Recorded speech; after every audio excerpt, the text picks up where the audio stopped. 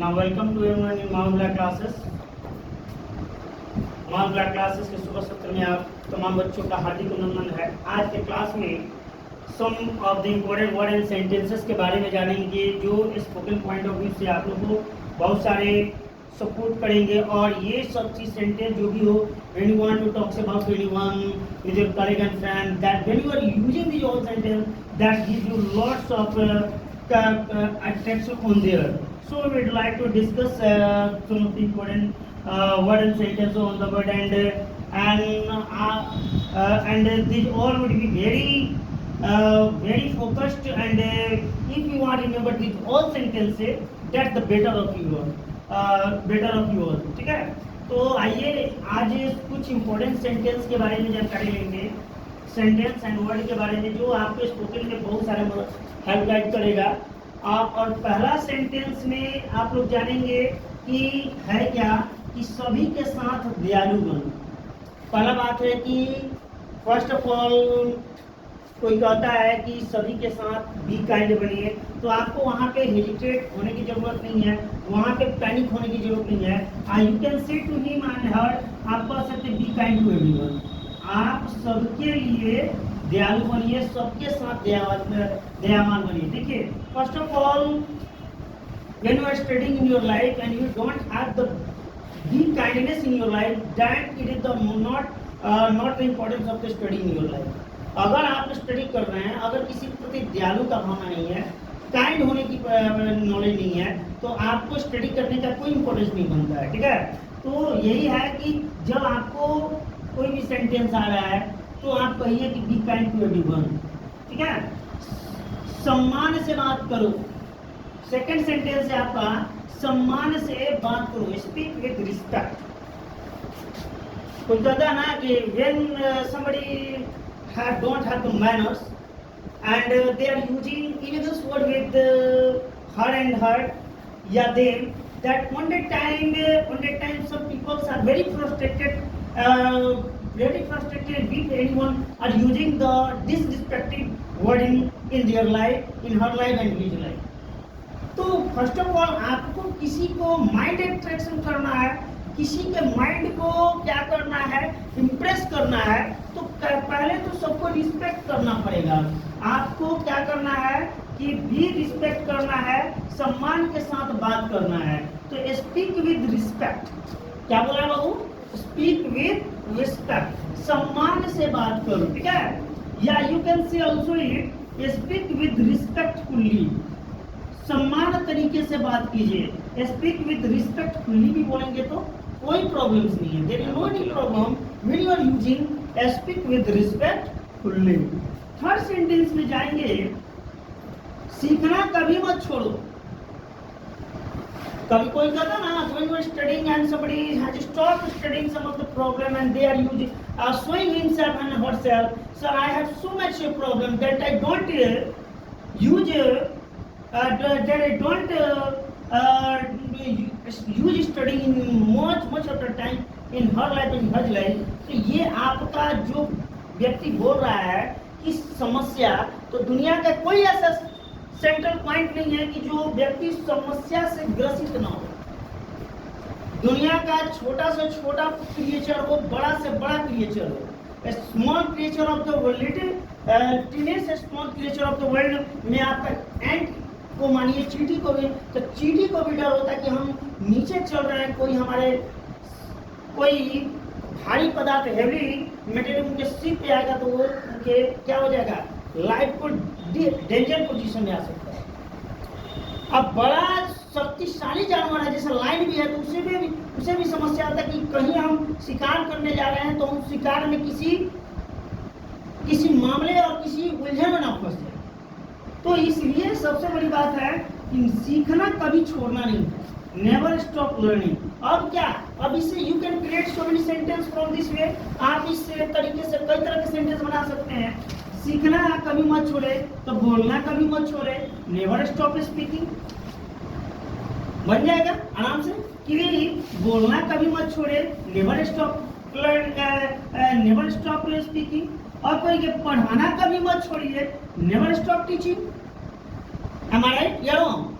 So you can use this not fear that. What Abhishek sir is written the sentence on the board, and you have to only remember these sentences. You have to create one sentence with multiple choice of the sentence by your skill and knowledge. आप skill और knowledge के तरीके से अलग अलग तरीके से sentence को शुरुआत कर सकते हैं, बना सकते हैं। जैसे मैंने अभी बोला ना कि अभी बोला है कि सीखना कभी नेवर स्टॉप लर्निंग। अब लर्निंग की जगह बोले नेवर स्टॉप स्पीकिंग, बोलना कभी मत छोड़िए।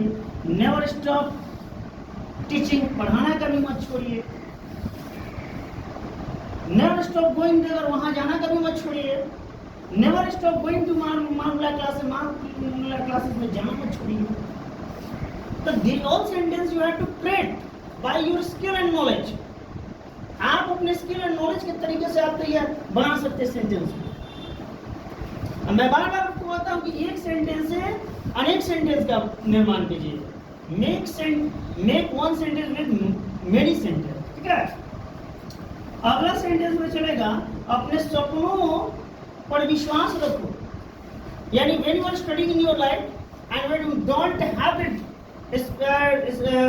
faith in dream, you have no right to study in anywhere in your life. पहले जिस ड्रीम के लिए काम कर रहे हैं उस ड्रीम पर काम करने का प्रयास कीजिए आप लोग, ठीक है। तो अपने सपनों पर विश्वास रखिए। बिलीव इन योर ड्रीम्स, अपने सपनों पर, इन योर ड्रीम्स। अब बिलीव मतलब विश्वास, सिंपल फंडा है यहाँ पर,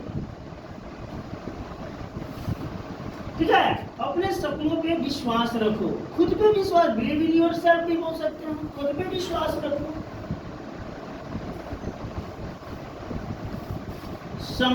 समय अनमोल है, कहा जाता है, फिफ्थ सेंटेंस आता है, समय अनमोल है। Never waste your time in your life. If you waste your time you can't approach it another world in your life. तो पहले time management is the most important process in your life. आपके जीवन में time management सबसे बड़ा process होता है, उसको आपको क्लियर। टाइम इज प्रीशियस, अनमोल है। अब कह सकते हैं कि आदित्य बहुत अनमोल है। अब इस तरह भी बना सकते हैं, Aditya is very precious, am I right. बोल सकते हैं माही बहुत अनमोल है, माही इज वेरी प्रीशियस। अब ये नहीं कि केवल समय अनमोल है, टाइम इज प्रीशियस में ही आप सेंटेंस को क्रिएट कर रहे हैं। You can create one sentence with many sentence. मैंने बार बार बोला अभिषेक से बहुत अनमोल है, Abhishek is very precious, am I right और रॉन्ग? तो इस तरह से सेंटेंस को आप बना सकते हैं।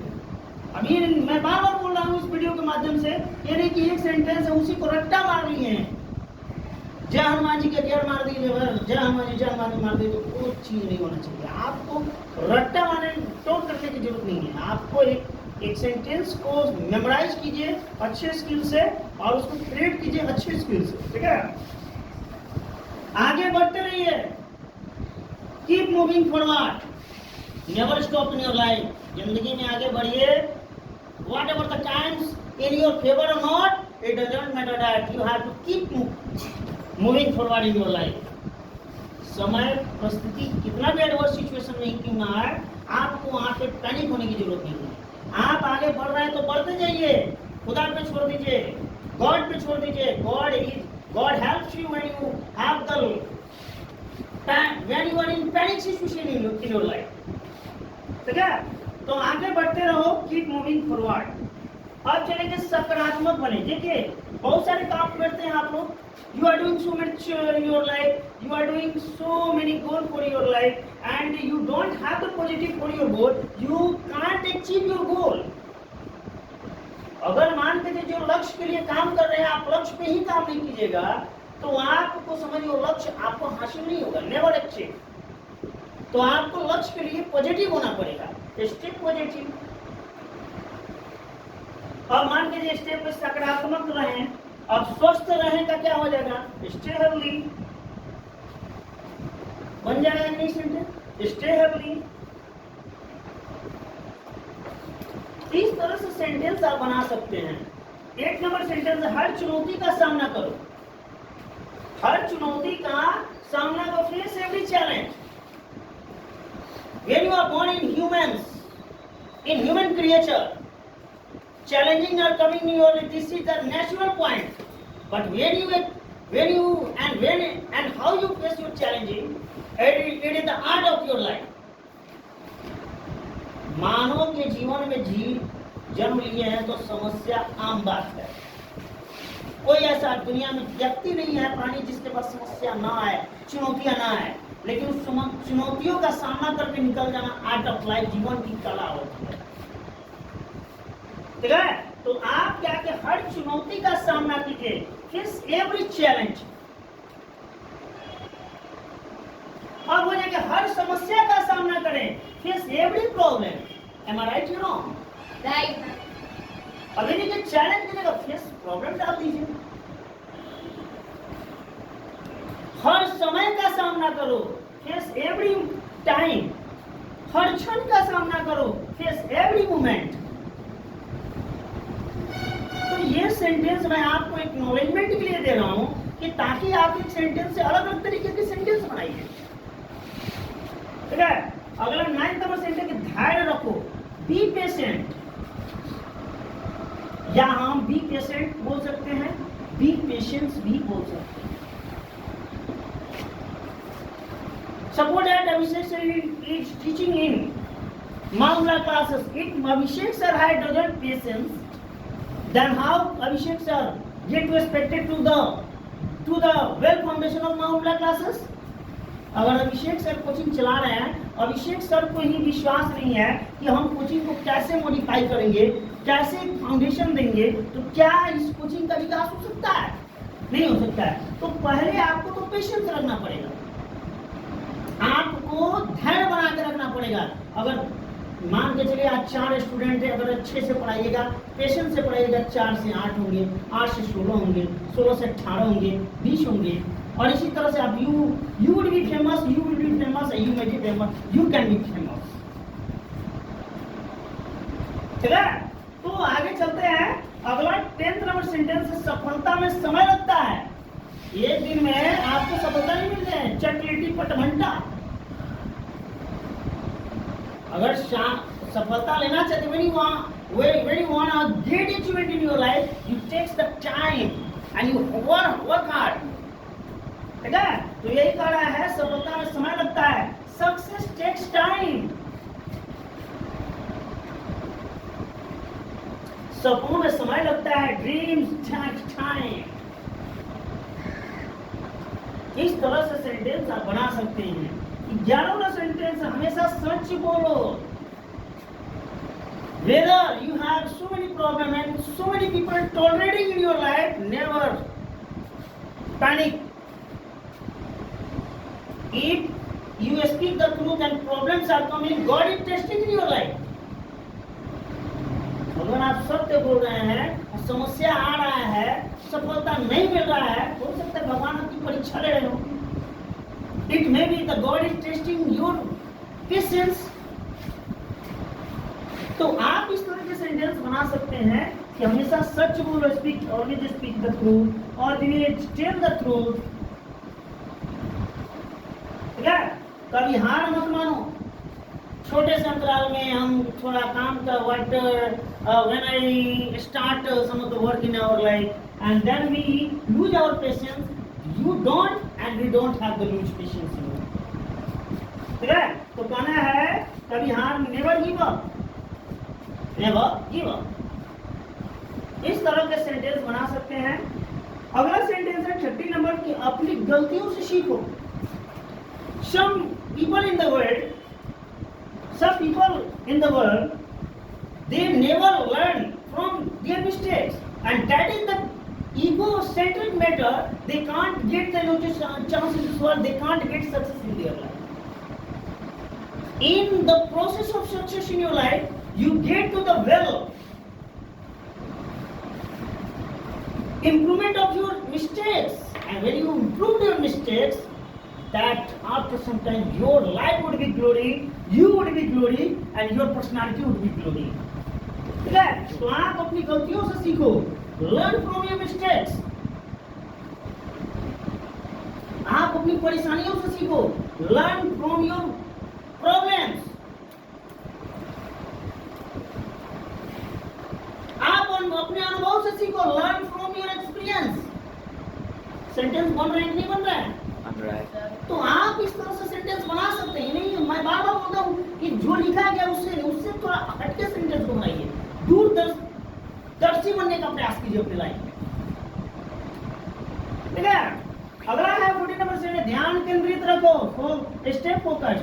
मैं बार बार पढ़ाता हूँ, आपका बोर्ड से कॉन्सेंट्रेशन डैमेज हो जाता है, डिसफोकस्ड हो जाता है, तो इसीलिए मैं बोलता हूँ स्टे फोकस्ड, ध्यान केंद्रित करो। अभी पढ़ा रहे एकदम इत्मीनान से आप लोग सुन रहे, you are listening very carefully my word, why? Because you know that Abhishek sir is giving you well knowledge. तो इस तरह से सेंटेंस को ध्यान केंद्रित रखो, स्टे फोकस्ड कीजिए डायरेक्ट। अगला है जरूरतमंदों की मदद करो, help those in need. when you are rich person when you have much money in your life, you have right to distribute the money who are helpless in their life. Some helpless goes to your door, you have right to give him food, give him money, give him something, give him and her any something. देखिए, अमीर है, आपके पास थोड़ा जरूरत से ज्यादा पैसे हैं, तो थोड़ा उन पैसों पे आप ही का अधिकार नहीं बनता है, गरीब लोगों का भी अधिकार। अगर कोई द्वार पे चला जा रहा है तो थोड़ा अनाज दीजिए। अगर कोई somebody is at your door, he is very bigger, give him grains, give him money, give him food, give him clothes, him and her any process। तो आप लोगों को इतना सेंटेंस आज के मॉर्निंग क्लास में अभिषेक सर ने आप लोगों को बेहतर तरीके से स्टडीफिकेशन के लिए, आपको स्पोकन इंस्ट्रूमेंट के लिए 15 सेंटेंस ऑन द बोर्ड पे दिए हैं। आई थिंक दैट, यानी Abhishek sir thinks that you would be remember the all sentences and these all sentences would be give you a well foundation of spoken English। सो आप लोग याद कर लीजिएगा। कल की क्लास में मैं अगला नेक्स्ट वीडियो लाऊंगा।